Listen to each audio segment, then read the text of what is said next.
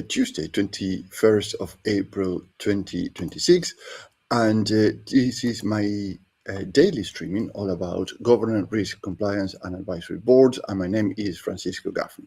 So, yesterday, I started with the first internationalization question. Can the business travel at all? And travel doesn't mean like going cross border or take a plane and go somewhere else. It means actually if the business can transfer its capacities, revenue streams, networking, market penetration, etc., in other geographies. And I mean other geographies. It doesn't mean it could be different places of the country. Also, could be other countries or continents. But today, I would like to move into one portion that is predictability and about the partnerships, the revenues, and the assets that the company has. So, and this is where I come in as a board advisor. I put together a rotating international board around the milestone in front of the company. For example, in this case, going global or cross country. So the organization gets the specialist capability needs in a fraction of the time it takes to hire one executive without it being big consulting overhead, without the talent locking, and with the members swapped every 6 months as the project evolves. So here, let me pull together the graph that actually is going to guide our conversation today, because it's very important to have a visual representation of what we mean, because it makes things easier. This is a full advisory board operating system, and I say operating system because imagine a computer. You don't know what is in the software really, but everything works, right? And if you have problems, start to flag those problems. So that's pretty much the principle here. So when you have a business where you are all the time, every time things are considered, you can start to flag things are not working properly much easier and faster, and particularly without dependency of one particular person, right? So that is very important because when you have a founder or an executive team or a non-executive team, that is, everybody's depending on them to flag the next problem. So what is going on? The errors, the mistakes, the troubles are multiplying, are compounding until somebody say we have to stop here and reconsider what's going on.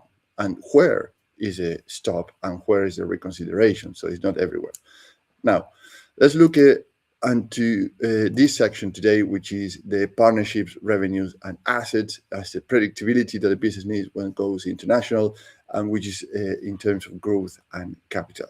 So let's go right into the subject today. And the point is that international revenue does not become valuable because it just appears. It becomes valuable when it becomes predictable. That's exactly the section that we are here today. So that is the risk I would like to address today, is the margin illusion, right? And I have a very good examples today and one very recent from last night. So let's take a look at three problems. I'm going to look in statistics and things in current events that actually will say, well, it doesn't affect me. That is too big for my organization. That is so far away from my organization.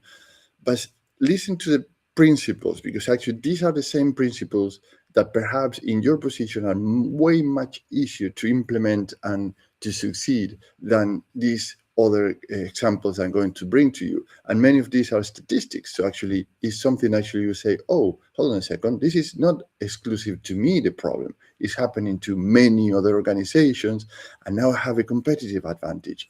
I know what's going on, so I can take the right measurements at the right time with the right people to make things much better for my organization. Right. Okay.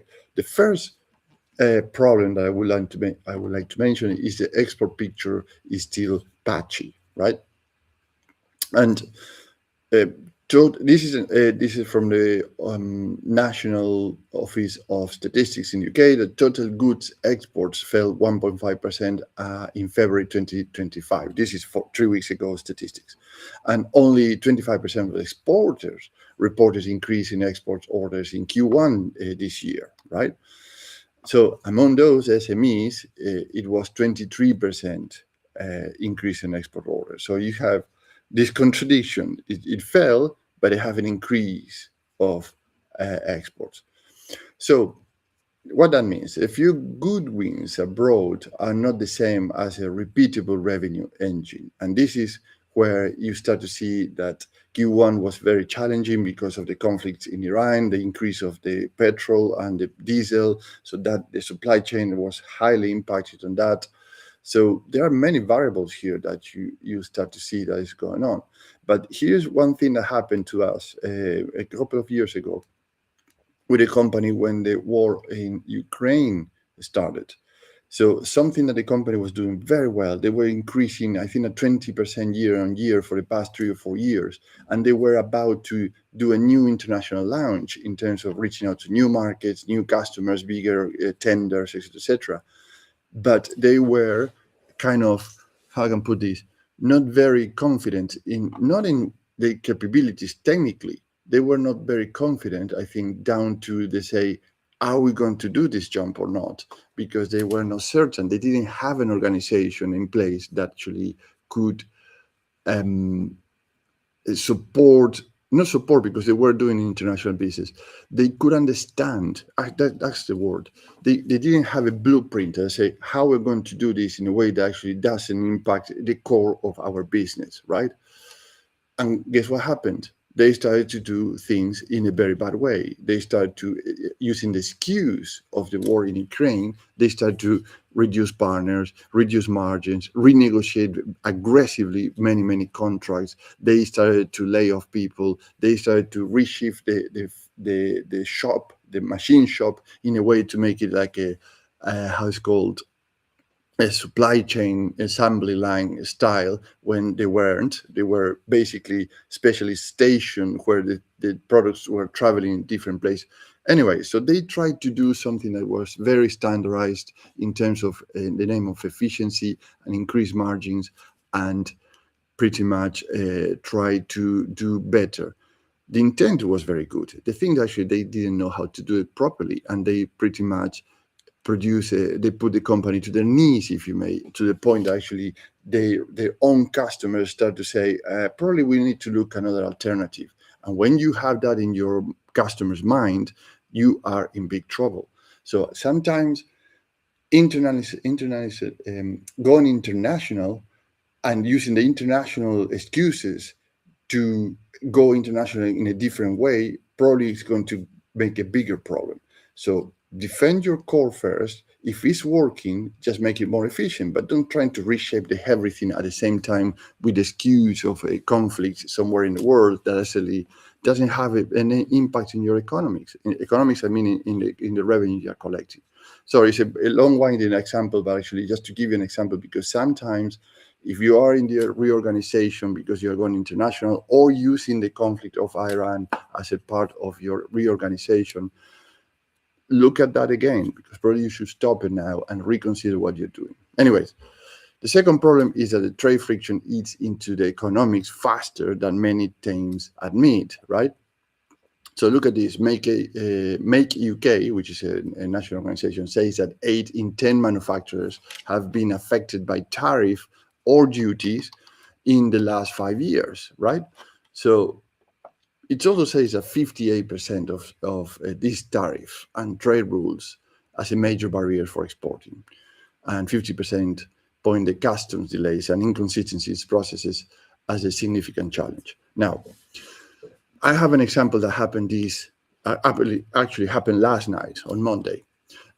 If you were in the news, you probably heard that the Prime Minister of Canada, Mark Carney, announced that they have their economic ties with the US are weakening and they must be corrected. So they are seeking new investment and trade deals with other countries. Yes, international expansion, because if you remember correctly, Canada has a very close relationship with the US for many decades. So actually they don't need to travel long to get business. And now they are reconsidering all that things, right? As a country. And they're looking into things actually really like what I'm hearing: new investments and trade deals. So they are looking into what assets they have, what capital they are looking for, and what is the partnership they are going to build. You see how this model works. If he can If you can fit this in a country, imagine you can do in your company, you can do wonders. And you say, well, but Canada is a country, you have more resources, you have more people. Look at the positive side of this. It's the business principle that we're talking about. It's not what the other people are doing, actually, but not trying to imitate what the resources and capacities of other peoples or other organizations. What we're trying to do is we are effectively have a blueprint to say these are the business principles.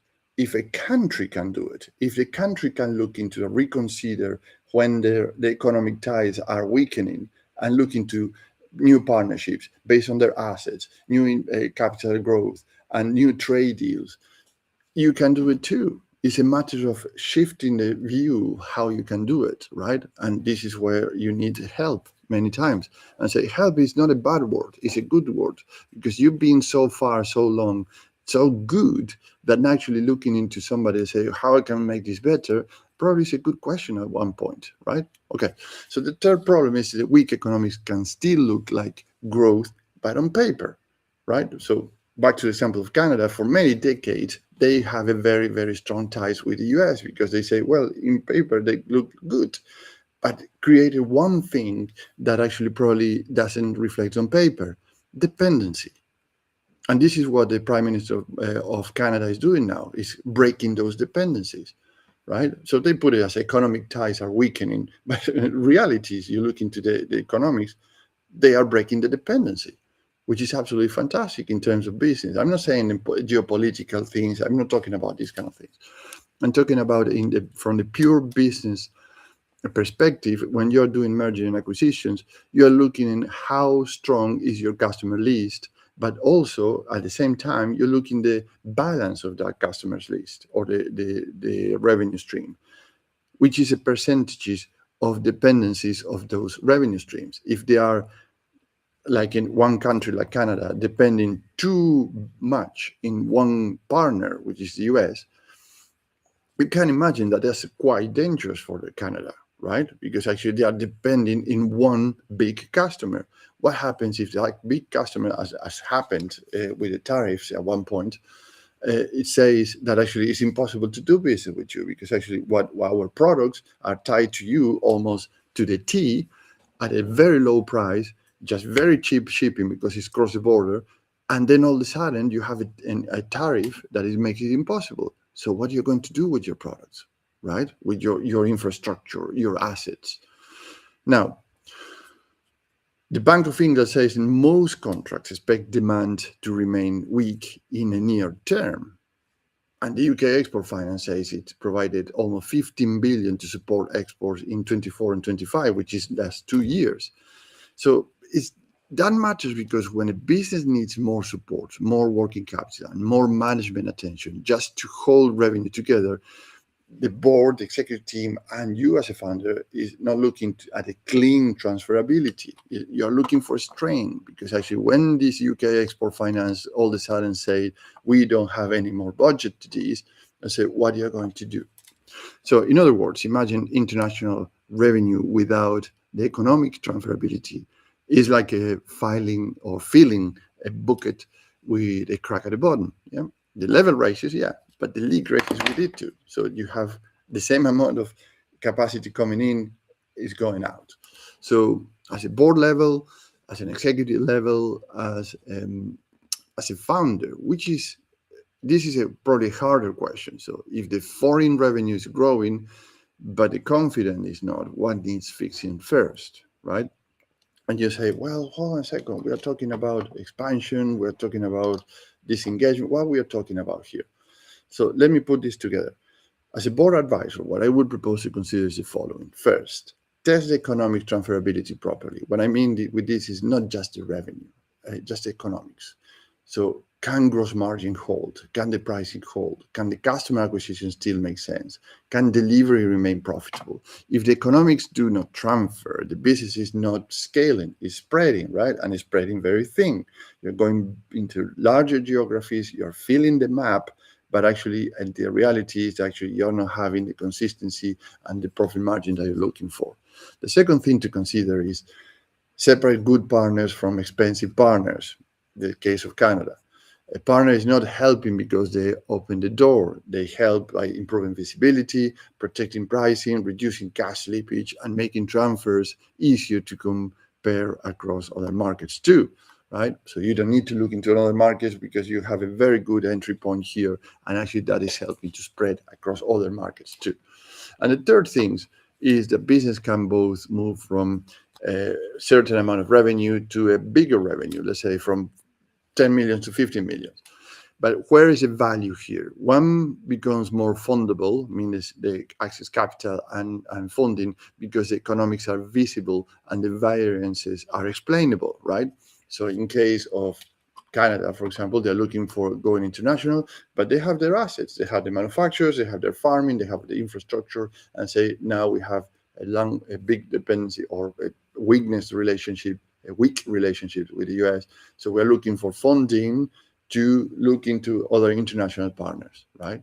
So this is very, very valuable because they have infrastructure, they have the traceability is visible, they understand what they are doing, and they have very good reasons to do so, and they have a very, very good track record delivering. Now, the other company, let's put it that way, another country that don't have those qualities becomes more fragile as margin drops. And in business terms, yeah, margin drops and receivables worsen and controls weaken and the founder dependency rises. So some growth numbers are good, but totally different value story from one country that can demonstrate this and going to move into one thing and the other is not.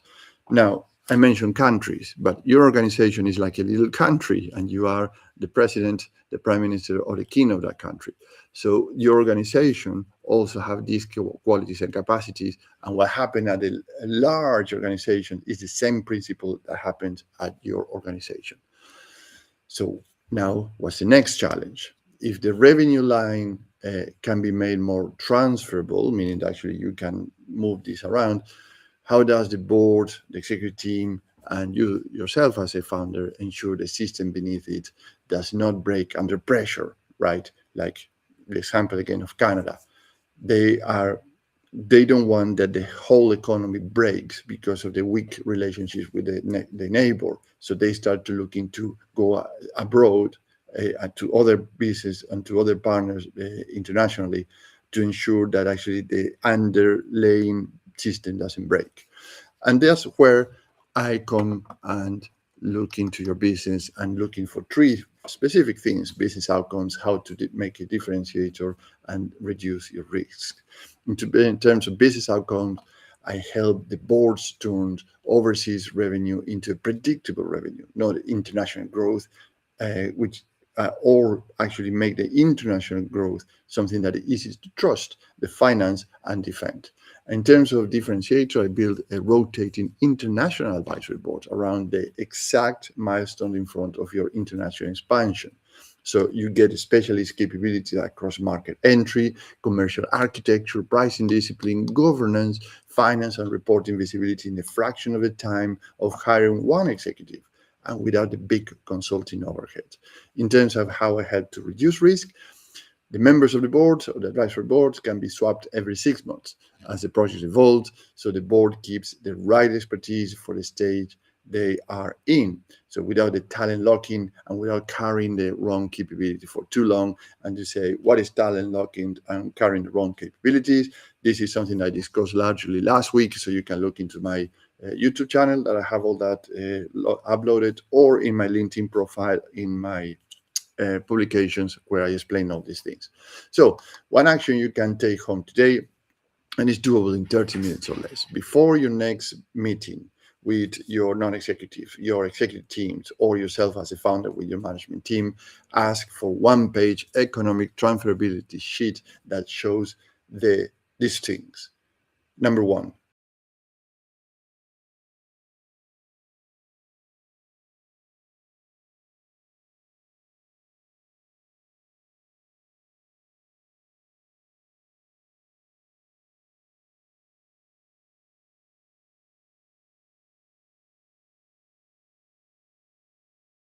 question is, which is your partner's exposure for all of those?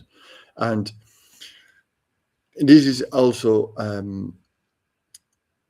the good way to understand the reasons why this revenue stream may fail or not, and then you at least have in one page a very good view what's going on.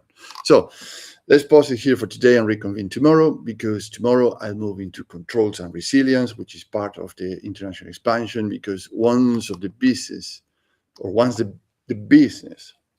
start spreading across borders, geographies, and continents, weak economics stop being the only danger. Weak systems become a danger too. And systems, I'm not talking about software only, I'm talking about the workflows, the reporting, the governance, etc., etc.